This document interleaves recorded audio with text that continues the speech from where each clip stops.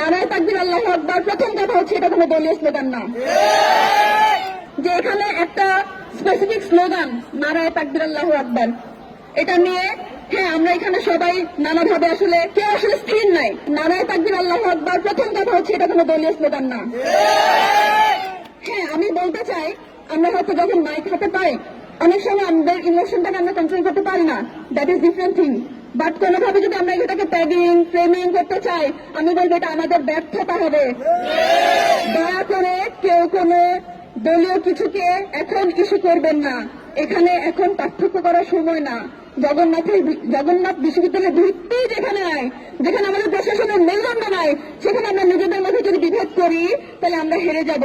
আমার ভাই বোনে আমাদেরকে হাঁটতে দেওয়া যাবে না, জগন্নাথকে হাঁটতে দেওয়া যাবে না। আমাদের অস্তিত্বের প্রশ্ন, আমাদেরকে সবাইকে একসাথে এক হয়ে লড়তে হবে, যক্ষ বাস্তবায়ন করতে হবে।